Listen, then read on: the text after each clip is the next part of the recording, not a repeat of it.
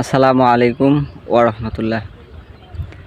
আমার সম্মানিত দর্শক শ্রোতা এবং ফেসবুক ফ্যান ফলোয়ার যারা আছেন, আপনাদের সকলের উপর আল্লাহর শান্তি এবং রহমত বর্ষিত হোক।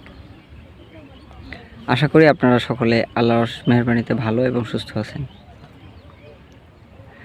আপনাদের সুস্বাস্থ্য এবং দীর্ঘায়ু কামনা করে আমি দু একটি কথা আজকে বলতে চাচ্ছি, আমার আবেগ থেকে, আমার বিবেক থেকে বা আমার চিন্তাধারা বা অনুধাবন থেকে। আসলে আমরা এই পৃথিবীতে আসছি সৃষ্টির সেরা জীব হিসাবে।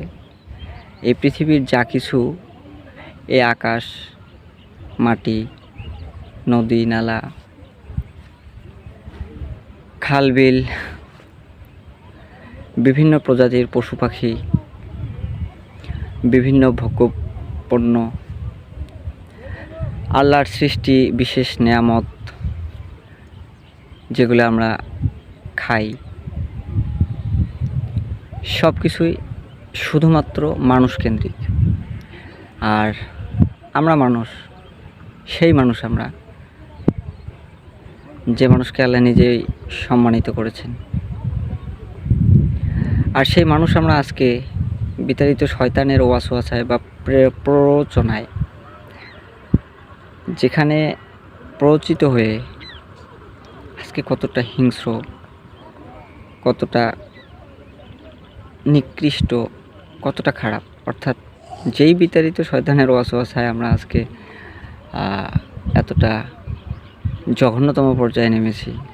আমরা অনেকটা সময় সেই শয়তানকেই হার মানাই।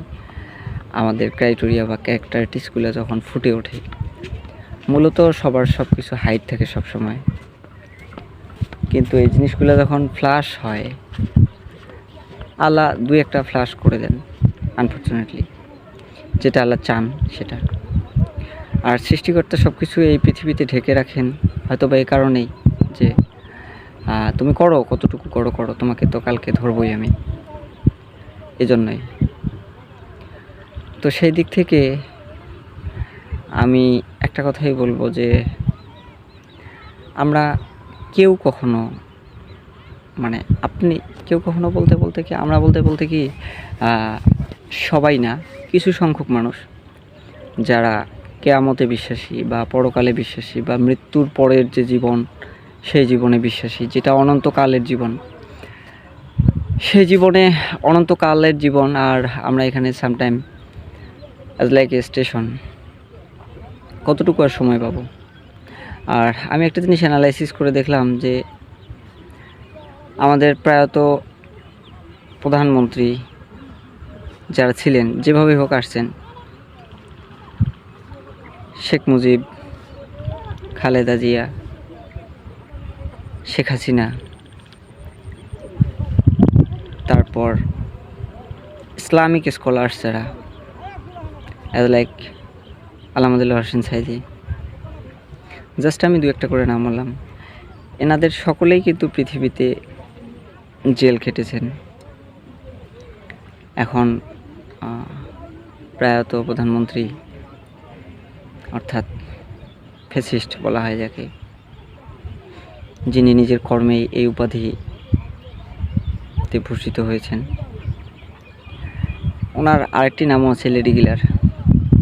তো এগুলা মানুষের কর্মেই মানুষ উপাধি পায় এবং এভাবেই মানুষ অন্তরে বেঁচে থাকে। সকলেই কিন্তু জেল খেটেছেন। অর্থাৎ আমি জেলটাকে তুলনা করতেছি এরকম আমাদের বোঝার খাতিরে যে এটা কষ্টের জায়গা। তো পৃথিবীতে তো সবাই জেল খেটেছেন, অর্থাৎ সবাই প্রধানমন্ত্রী হওয়ার পরেও বা এত পাওয়ারফুল হওয়ার পরেও তাদেরকে জেল খাটতে হয়েছে, অর্থাৎ কষ্ট ভোগ করতে হয়েছে। তো পৃথিবীতে কেউ আসলে চিরস্থায়ীভাবে সুখ ভোগ করতে পারে না বা পারবে না, এটা সম্ভব না, কোয়াইট ইম্পসিবল। তো আমি আমার সাধারণ একটা ছোট্ট এবং ক্ষুদ্র মানুষ হিসেবে আমি আমার চিন্তাধারা থেকে বলতেছি, যেহেতু আমরা এই পৃথিবীতে সুখ পাই না বা পাবো না, আসলে এই পৃথিবী সুখের জায়গা না, তো এখানে আমরা ইনভেস্ট করে যাব পরকালের জন্য।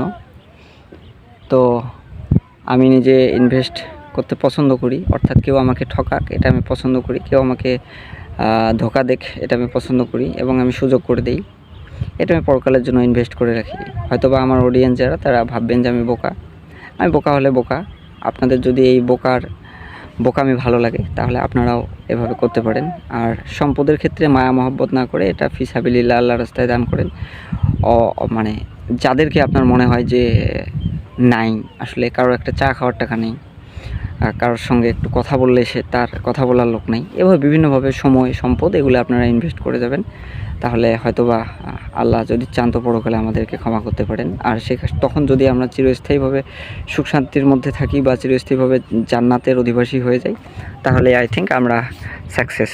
সো এতটুকুই আপনাদের কাছে বলার। ভালো থাকবেন, সুস্থ থাকবেন। আপনাদের সুস্বাস্থ্য ও দীর্ঘায়ু কামনা করে আপনাদেরকে সরল সঠিক পথে চলার জন্য আমি বলবো এবং আল্লাহর কাছে প্রার্থনা করব। আপনারা আমার জন্য প্রার্থনা করবেন। ভালো থাকবেন। আসসালামু আলাইকুম ওয়া রাহমাতুল্লাহ।